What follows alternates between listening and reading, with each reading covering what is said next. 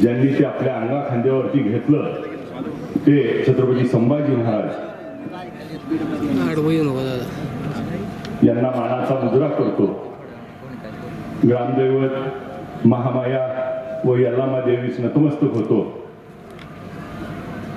छत्रपती शिवाजी महाराजांच्या जयंतीच्या सर्वांना सर्वप्रथम लाख लाख शुभेच्छा देतो।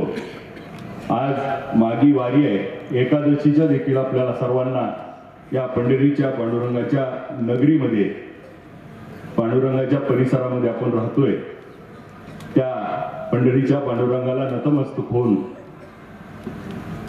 आज ज्यांना ऐकायला एवढ्या मोठ्या संख्येने आपण एकत्र आलात, छत्रपती शिवाजी महाराजांचा विचार महाराष्ट्रभर नव्हे तर देशभर जाजवल ठेवणं व इतिहासकार आणि इतिहासातून समाज प्रबोधनाचं काम करणारे या देशातले राज्यातले प्रभावी व ज्यांच्या वाणीतून आपण मंत्रमुग्ध होतो असे आमचे मार्गदर्शक प्राध्यापक नितीनजी बानगुडे पाटील या कार्यक्रमासाठी आवर्जून उपस्थित असलेले आपल्या गावचे ज्येष्ठ भीमरावजी देशमुख मेजर, आपल्या कारखान्याच्या व्हाईस चेअरमन प्रेमलताताई रोंगे मॅडम,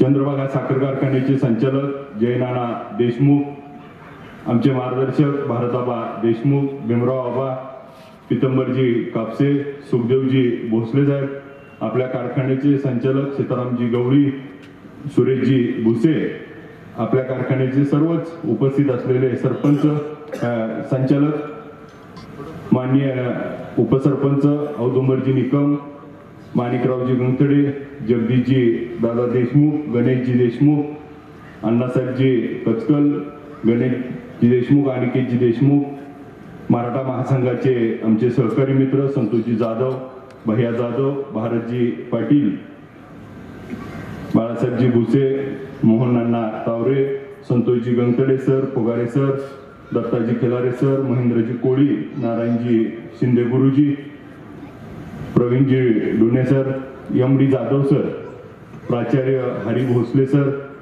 आणि या कार्यक्रमाचं यशस्वी करण्यासाठी ज्यांनी परिश्रम घेतले ते राष्ट्रवादी काँग्रेस पक्षाचे कार्याध्यक्ष सीतारामजी भुसे, रवींद्रजी देशमुख, नानासाहेब देशमुख, संजयजी गवळी सर, ऋषिकेशजी गवळी, विनायकजी भुसे, बाबूराव नवकाटे, संकेत पैलवान, बालाजी व मयूर, सर्व उपस्थित पंचकृषीतील सर्व सहकारी, तरुण सहकारी, वडीलधारी ज्येष्ठ मायमाऊली, पत्रकार बंधू, छत्रपती शिवाजी महाराजांचा इतिहास जागर केला पाहिजे आणि छत्रपती शिवाजी महाराजांच्या इतिहासातून आपल्याला प्रेरणा घेता आली पाहिजे म्हणून खऱ्या अर्थानं गेले 3 दिवस पंढरपुरामध्ये हा व्याख्यानमालाच्या माध्यमातून मांडण्याचं काम होत आहे।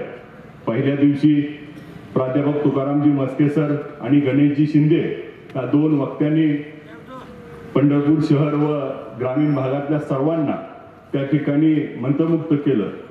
दुसऱ्या दिवशी राजेंद्रजी कांबळे जे चळवळीतले शाहीर आहेत त्यांनी देखील आपल्या सगळ्याला जाजवल इतिहास ह्या शाहिरीच्या माध्यमातून सांगितला आणि एक पहाडी आवाज असलेले यशवंतजी गोसावी साहेबांनी तर अंगावरती चित्त थारारक हा इतिहास आपल्या पुढे मांडला आणि या सर्वांचा महामेरू म्हणून आज नितीनजी बानगुडे पाटील काशीगाव मध्ये या ठिकाणी व्याख्यानासाठी आपल्याला आज उपलब्ध झाले। सर्वप्रथम त्यांनी आपल्याला दरवर्षीप्रमाणे ह्या वर्षी देखील आपल्याला तारीख दिली त्याबद्दल त्यांचे शतशः आभारी आहे की या पंढरपूरवरती नेहमीच या पंढरपूरची चळवळ जागृत ठेवण्यासाठी नितीनजी बानगुडे पाटलांचा विचार हा तुम्हा आम्हाला आवश्यक आहे।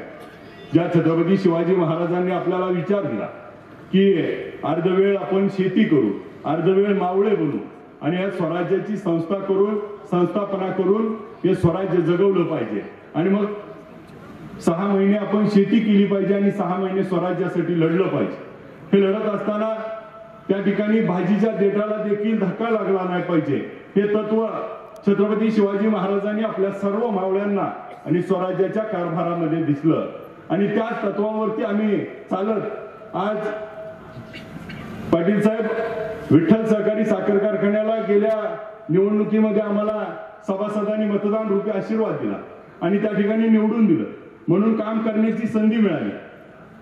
जो 2 वर्ष बंद पडला होता मागच्या लोकांनी त्याच्यावरती 30-40 कोटी रुपये शेतकऱ्याचे त्या ठिकाणी बुडवले होते.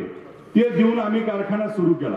कारखाना सुरू करताना त्या ठिकाणी भूमिका बजावली की कारखाना चालू करून 2500 रुपये गेल्या वर्षी भाव देऊ आणि तो भाव देखील दिला. ह्या वर्षी कारखान्याच्या बाबतीमध्ये ज्या पद्धतीनं जिल्ह्याची स्पर्धा लागायला पाहिजे ती स्पर्धा विठ्ठल कारखाना बंद असल्यामुळे लागत नव्हती. दुर्दैवानं काही लोकांचं त्यामध्ये साधत होतं. 600 कोटी कर्ज असणारा कारखाना आज 2950 रुपये पहिला हप्ता त्या ठिकाणी देतोय.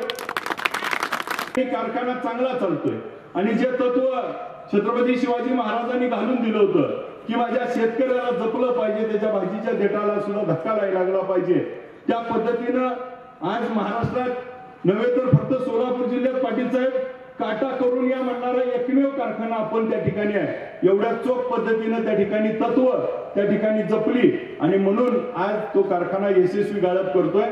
आणि मग त्या ठिकाणी एखादी गोष्ट जर त्या ठिकाणी चांगली चालली तर ती बंद कशी पाडायची आजच्या राज्यकर्त्याला त्या ठिकाणी वेगळ्याने सांगायची गरज नाही. मग ज्या म्हणून काही कारवाई आमच्यावर करता येतील तेवढ्या सगळ्या कारवाया त्या ठिकाणी करून बघितल्या परंतु शेतकऱ्याचं प्रेम आणि सर्वांच्या आशीर्वादानं तो कारखाना त्या ठिकाणी आज देखील मोठ्या दिमाखात सुरू आहे. आज 15 बिलं त्या ठिकाणी सुरू आहेत आणि आता फक्त 18 दिवसाची बिलं अंगावर राहिलेत आणि त्या ठिकाणी अफवा उतरायच्या. मग मी ज्यावेळेस 3000 रुपये मार्च मध्ये देऊ म्हणलं त्यावेळेस समोरची लोक म्हणायची ह्या वर्षी जानेवारीच्या पुढे कारखाना चालत नाही. एवढा ह्यांचा अभ्यास होता आणि तरी आज 2950 देऊन 3000 रुपये 1 मार्च नंतर त्या ठिकाणी देणार आहे. पूर्ण मार्च महिना कारखाना चालत असा ऊसाची परिस्थिती आहे. आज ऊस जात नाही म्हणून बरेच आपली लोक त्या ठिकाणी भेटायची. आज विचार करण्यासारखी गोष्ट आहे की आपला कारखाना जर 8.5 लाख गाळप करून जर एवढा त्रास होतोय जर बंद राहिला असता तर काय आपली अवस्था झाली असती. आज या व्याख्यानमालेला येत असताना प्रत्येकाच्या मनामध्ये छत्रपतींचा विचार जागर झाला पाहिजे आणि छत्रपतींनी जो विचार दिलाय त्याच्यावरती आम्ही चालत राहिलं पाहिजे. ही भूमिका आम्ही या माध्यमातून घेतोय. आज राज्यामध्ये पोलीस स्टेशन मध्ये गोळीबार व्हायला लागलाय. एका बाजूला हा पक्ष नाही तर तो पक्ष. आज या देशामध्ये 2च परिस्थिती आहेत. एक तर हेमंत सोरेन व्हायचं नाहीतर नितीश कुमार व्हायचं आणि ही परिस्थिती आपल्याला जर बदलायची असेल तर भविष्य काळामध्ये छत्रपतींचा विचार आमच्या मनामध्ये जागृत झाला पाहिजे आणि छत्रपतींनी घालून दिलेला विचारच आपल्याला हा तारक होईल. आणि हा खऱ्या अर्थानं आपण नितीन अनगुडे पाटील साहेबांच्या यासाठी एवढ्या मोठ्या संख्येने आपण उपस्थित राहिलाय. मी अधिकीचा वेळ घेत नाही. आपल्या सर्वांचं प्रेम आशीर्वाद कायमस्वरूपी असाच आमच्या पाठीशी राहावा. आज खऱ्या अर्थानं 20 तारीख होती. माझ्या मराठा समाजासाठी आनंदाचा उत्सव साजरा होईल अशी परिस्थिती राज्यामध्ये तयार करण्यात आली होती की आज विशेष अधिवेशन बोलवलं होतं आणि विशेष अधिवेशनात मराठा समाजाला आरक्षण देणार अशी राज्य सरकारनं भूमिका घेतली होती. परंतु परत एकदा फुसका मार त्या ठिकाणी राज्य सरकारनं केला आणि ह्याचा निषेध करण्याची सारखी गोष्ट आहे. एका बाजूला मराठा समाजाला आरक्षण दिलं जात नाही. एका समाजाला त्या ठिकाणी धनगर समाजाला पहिल्या मीटिंग मध्ये आरक्षण देण्याची भूमिका घेतली होती परंतु त्यांना आरक्षण दिलं नाही. आज मुस्लिम समाजाला आरक्षण दिलं जात नाही.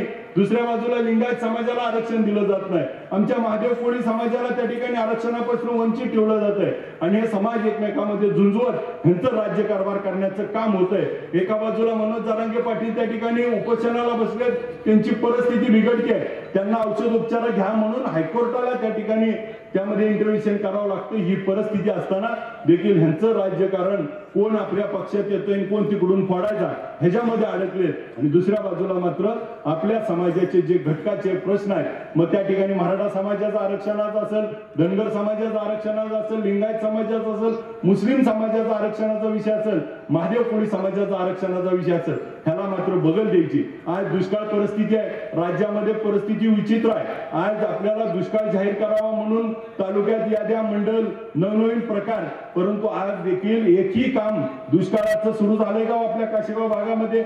आज शरदचंद्र पवार साहेब जेव्हा होते त्यावेळी दुष्काळात जी मदत मिळाली ती हे सरकार निकष लावून आपल्याला हा दुष्काळ सुद्धा त्या ठिकाणी कोरडा घालवतील, कुठल्याही त्या ठिकाणी मदत करण्याची भूमिका नाही। यासाठी आपल्याला उद्याच्या काळामध्ये आज उजनीचं पाणी देखील पुढच्या काळामध्ये त्याच्यासाठी देखील आपल्याला लढा उभा करावा लागणार आहे। त्या ठिकाणी आपल्याला भाटघरच्या पाण्यासाठी देखील भांडावं लागणार आहे आणि तरच पुढच्या काळामध्ये आपल्याला आपली शेती ही जिवंत ठेवायची असेल तर आपल्याला संघर्ष करावा लागणार आहे आणि तो संघर्ष छत्रपती शिवाजी महाराजांच्या आजच्या या व्याख्यानातून आपल्याला मिळेल।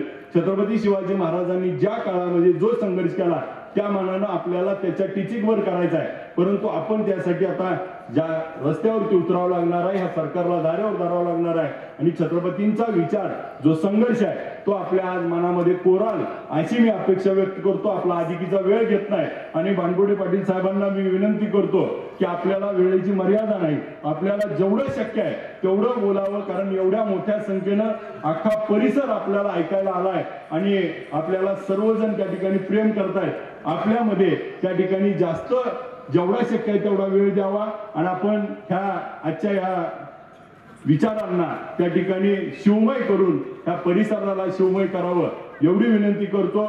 मला या ठिकाणी ह्या कार्यक्रमासाठी यांनी सर्वांनी त्या ठिकाणी घ्या असा आग्रह धरला आणि बानगुडे पाटलांचा कार्यक्रम पंढरपूरच्या ऐवजी आपल्या काशेगाव नगरीमध्ये घेण्यासाठी भारताबातील सर्व सहकार्यांनी त्या ठिकाणी, म्हणून आज कार्यक्रम एवढ्या मोठ्या प्रमाणात होतोय त्या संयोजक मंडळाचं देखील आभार व्यक्त करतो। मला देखील माझा सत्कार मान सन्मान केल्याबद्दल आणि थांबतो। जय हिंद, जय महाराष्ट्र।